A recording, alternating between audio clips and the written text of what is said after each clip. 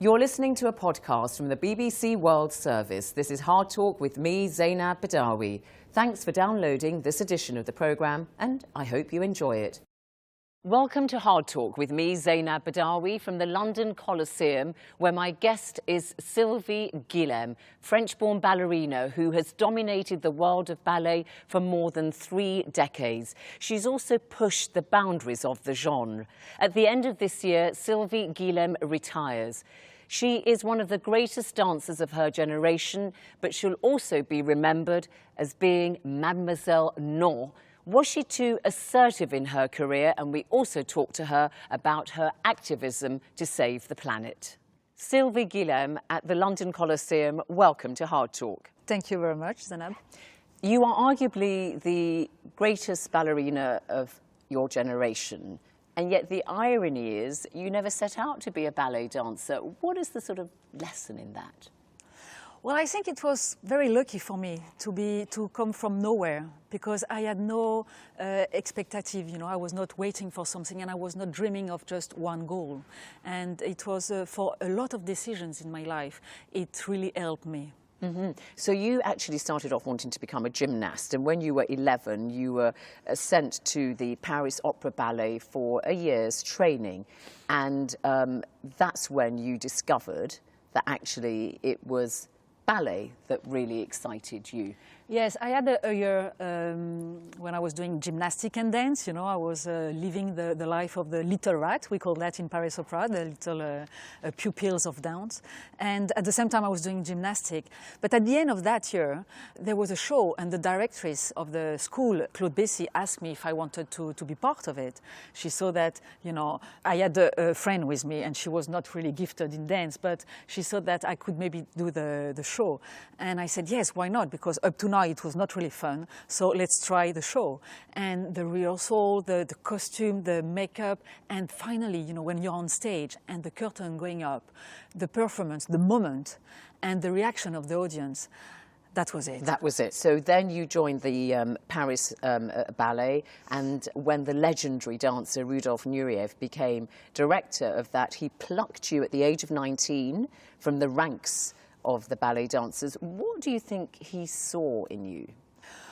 Well, I was 19, I was really motivated, and I had some quality. I think he saw maybe this passion I had on stage, and the fact that I was always considering the moment on stage something special, and it was a different way of being on stage, And we were lucky. We were really lucky. We were a bunch of young people, very hungry, very motivated. And you were dancing with this great name. But I have to say, Sylvie, because you fought with Rudolf Nureyev, or rather you disagreed with him about some of the choices he made for you. It's not that. It didn't matter, he was someone really intelligent with a vision, and he gave us the opportunity right away. And then the fact that we were a little bit similar, he didn't know how to communicate, I didn't know how to communicate, he was shy, I was shy. So automatically. Were you really shy though? Because you must have been very confident at such a young age to take on, as it were, one of the greatest dancers of all time, Nureyev, so much older than you and so on. No, it was a question of being just and fair, and sometimes I thought that even if he was Rudolf Nureyev, he was not fair. So, but he knew that. Give me an example of how you thought he was unfair.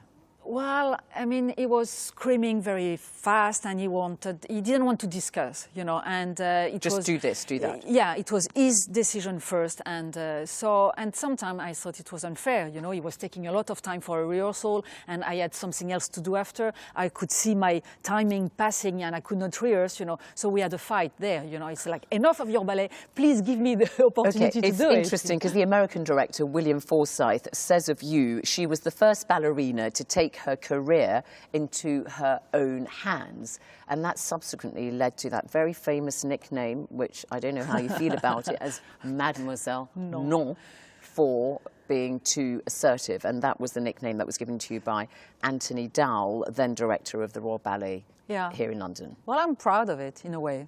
It was funny at the beginning, and it was, but it was important for me. I left Paris Opera because I was not happy there, and they wanted me to do things I didn't want to do. You left in 1989? Yes, in 1980, to go to Paris, to Royal Ballet, and I didn't want to start again the same thing, So when I was offered things I didn't want to do, I mean, I said no, but it was coming from a woman and from a dancer, and we are used to say yes and do what we are told. Because you had very, very well-reported disagreements with the late choreographer, Sir Kenneth Macmillan, and on one occasion, apparently, a full-scale row went out on the tannoy system, and people in the company could hear you know everything. what you were fighting. I've looked at this. But why do you think that you fought with him so much? Because what Anthony Dowell said of you is, although he's a big admirer of yours, obviously, he says Sylvie didn't understand that choreographers were gods and ruled the roost. Ego problem. It was only ego problem. Yours or Sir Kenneth Macmillan's? Well, I think, you know what? With all those years and all the people I met around, I realized that my ego was very, very small compared to a lot of other people. And I think in that one, it was his ego, you know, because he approached me as being a French boring star.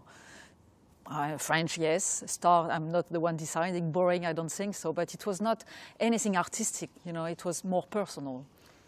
Because, I mean, you talk about your, he saw you as a French star, because William Tuckett from the Royal Corps de Ballet dancer and choreographer said stardom is somehow frightfully un-British. Do you think there was a bit of a culture clash? There you were, this Parisian moving to London, Royal Ballet. Yeah, it might have been a bit of that, but I think he was he had been a little bit upset because I said no to one of his ballets. That was basically only that, you know. They offered me one of his ballets he was really, you know, proud of, I guess, and he wanted me to do it, but I didn't want to do it for many reasons, and I said no. That was the problem, I think. Is that the problem only? Because, I mean, there have been some, you know, been some debate about your personality. For instance, one ballerina at the Royal Ballet writes about how thrilled she was when you joined the Royal Ballet, but she said of you, Sylvie just wouldn't have anything to do with us. She wouldn't talk, share dressing rooms, wouldn't eat in the canteen. And you issued a communique from your dressing room saying, if I want to know what the weather's like, I can look out of the window. I don't need to go down to the canteen and talk about it. That does sound a bit aloof. No, I mean, you have to understand that I arrived, I was 24, I left Paris Opera, I was very shy, my English was very bad, and then no one at the Royal Ballet helped me with the English, you know. And I discovered after a lot of people were speaking French, but no one helped me. So automatically, and also I lived through a difficult time in Paris Opera, so it's not easy to make friends right away and then be disappointed. So I think that at the time I prefer not to make friends. In order not to be disappointed. But you also, in your dancing, pushed the boundaries, and you are famously known for your ability to stretch one leg up to your ear. Do you break the rules of that rule of classical ballet almost in a way consciously? Do you want to innovate, or is it just that you want to show people that you could do this? It was my way of doing it. And that's where it was important for me to not to have a dream, not to dream of being a ballerina. What I feel I could do on stage, the way I wanted to do, and that was my way of expressing. It was not showing off, it was not like proving anything else, it was not against any tradition or, no, it was my way, my vision of it. It didn't appeal to everybody. I mean, many years ago, 14 years ago, the Clement Crisp, the Financial Times ballet critic, just really didn't like it at all and described it as your dancing in general as vulgar, is what he said. Yeah, well, he said that, but at the same time, when they asked Margot Fontaine, you know, if what she thought about lifting the leg like this, she said, well, if I could have done it, I would have done it. So, yes, it's because people are used to something and they don't want to lose it. It's kind of a nostalgia way of behaving, you see. The late Italian ballet critic Vittoria Ottolenghi said of your performances could be detached. She says, for instance, you dance the Black Swan perfectly, lovely to look at, but perfect and cold. And that observation has been made about your dancing. One male Royal Ballet principal says that while you're aware of Sylvie's acting while she's on the stage, when you're on stage with her, it just doesn't cross the lights. Did you feel you need to put more passion, more acting into your No, I don't agree at all. I don't agree at all. Again, people are used to have like people, you know, expressing things like, you know, in the past. So they don't recognize the code. They don't recognize the way you do it. But I can tell you a lot of people after said, you know, that they lived through the story with me and they understood the story and that's it. It's just a way of habit. And when you break the habit of the people, they are lost and they prefer to say that you are wrong than maybe they can see it differently. Do you think that we all see the world of ballet as this obviously beautiful world and, you know, beautiful dancers and wonderful sets and so on?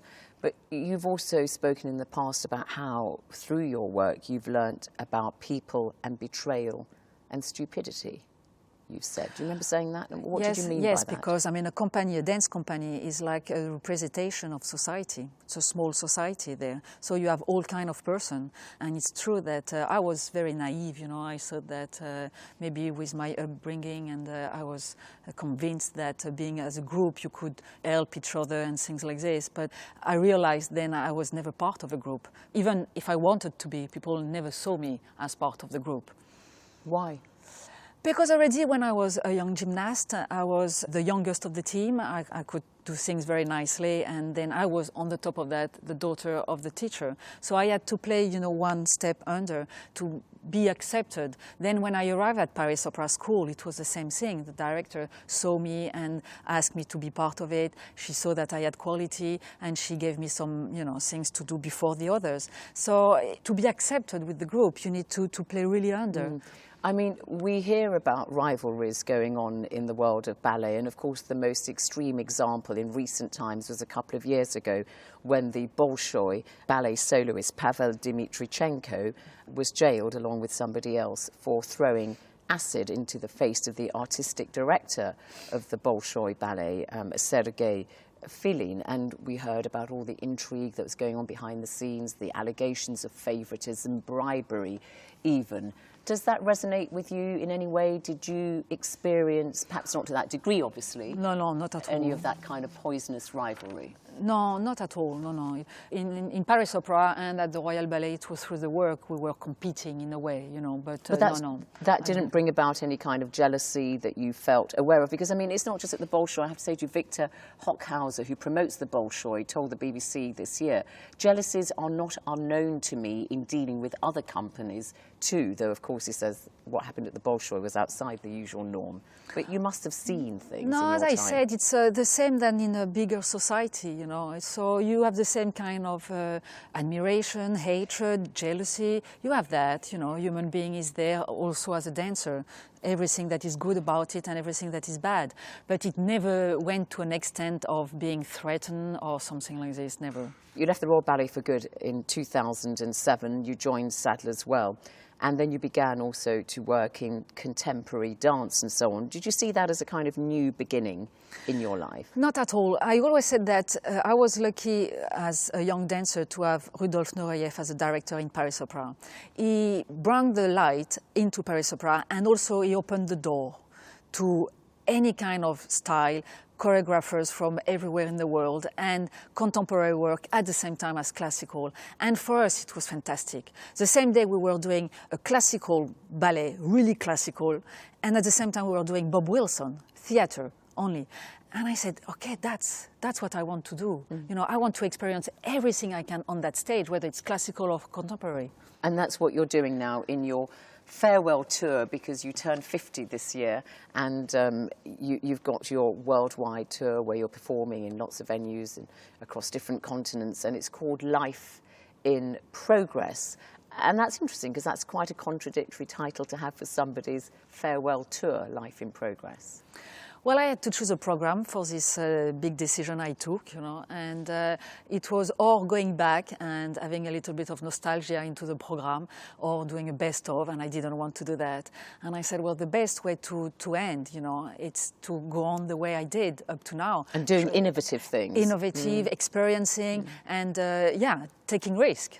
And you're working with famous choreographers like Akram Khan, Matt Seck, William Forsythe and so on, but you've got a new duet that's been created for you with the Italian dancer Emanuela Montanari, and that's quite unusual, isn't it, for one ballerina to perform a duet with another ballerina? Well, maybe it is, yes, but it's something I had never experienced. So, and I thought it was a good choice also for the type of choreography of Russell Maliphant. And also I tried to choose someone that really wanted to do something, you know, and Emanuela Montanari is a dancer that is really happy to be there and wants to know and wants to work. So it's a nice experience. Are you making a kind of stand there for ballerinas? You said earlier on that, you know, people saw you as being too assertive because they were used to ballerinas doing what they were told. I mean, do you almost see yourself as a feminist, for instance? Well, of course, yeah. It's a lot of things to be done for women. You know, we think that we made a lot of progress, but yes, I am. But not in the wrong way, you know, not in the silly little things. I think that it's true that woman doesn't have her place in the world, and I think the world is unbalanced because of that still. And especially for women in ballet, we hear a great deal. I mean, obviously, everybody in ballet, be they male or female, suffer a lot for their art because of the, you know, punishing exercise schedules and so on. But there's a lot of emphasis put on the size of ballerinas and, you know, the fact that we know that there are eating disorders which affect ballerinas disproportionately to other women and so on. I mean, you've seen those pressures, presumably. Well, I've seen it, but again, you know, it's really in the mind of the people that what we do, it's a sacrifice. I mean, we are lucky to do that. We are lucky that finally we do something that we like. Ask around how many people in the world do things that they like, that they choose. So that's what I'm doing, and most of the people who go on stage, it should be that way.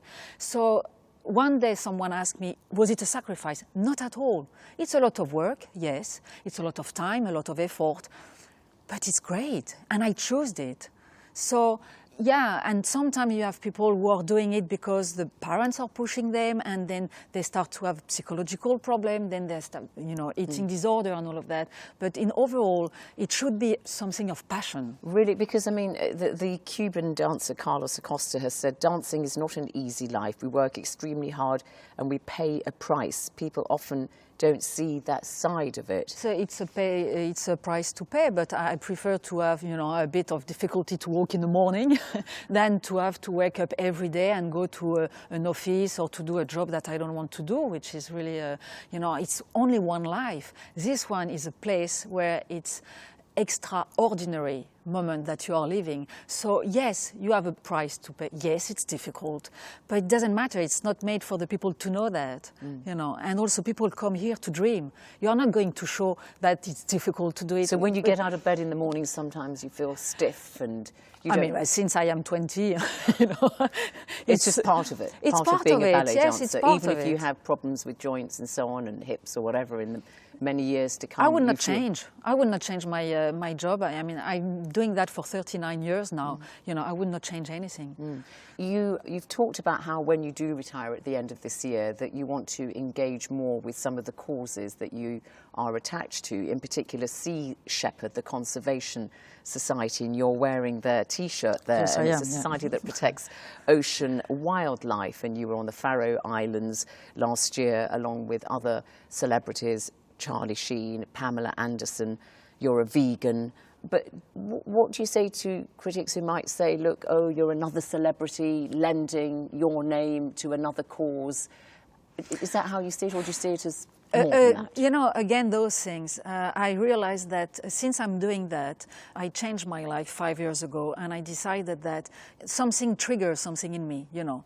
And I want the people to have this kind of trigger also, to open their eyes and maybe do their part. So I can do it because I go in the theater and I touch, you know, more people than when I go to the restaurant and you have a table of 4 people.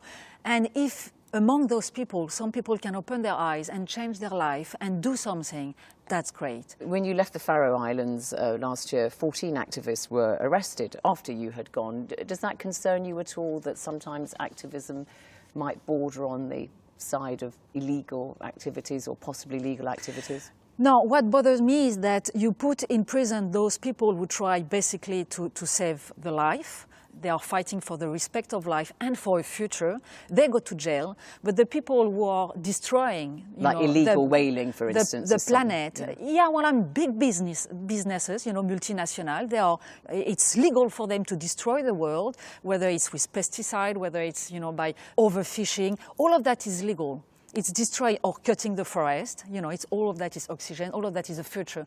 It's not a problem. But the people who want to say, okay, listen, this is not right, they go to jail because they are disturbing. But you say that because, you're a vegan. You say you don't believe in a single animal dying for you.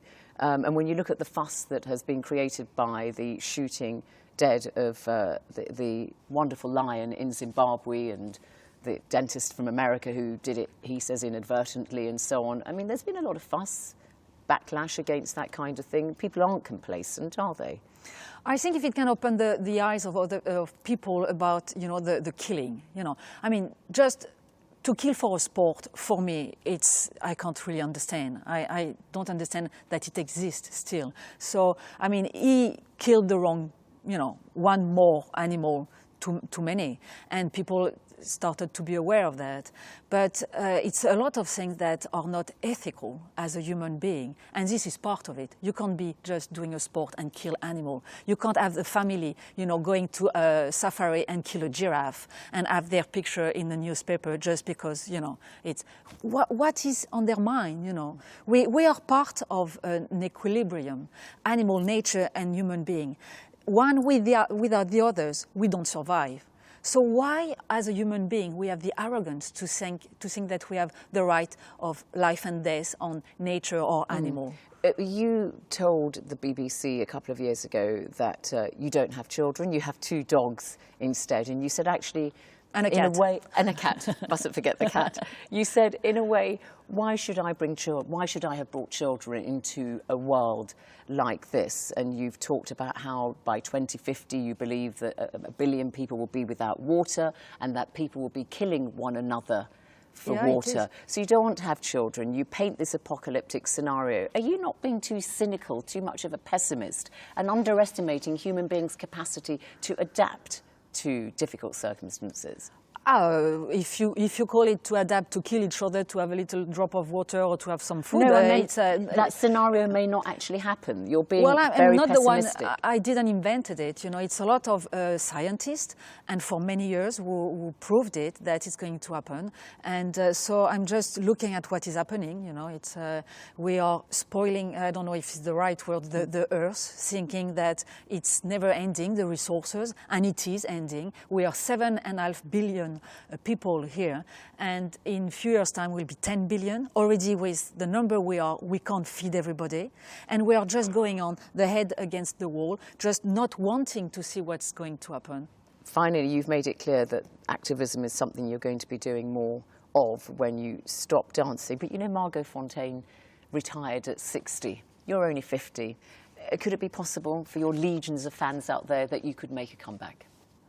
No, I don't think so. No, I decided that the decision was hard enough to take, and so I decided that the career as a dancer, the way I'm doing it, with the energy and the motivation I have, that's going to be it this time. Sylvie Guillem, thank you very much indeed for coming on Hardtalk. Thanks to you. Thank you. This edition of Hardtalk was presented by me, Zainab Badawi. For details of our complete range of podcasts and our terms of use, go to bbcworldservice.com/podcasts.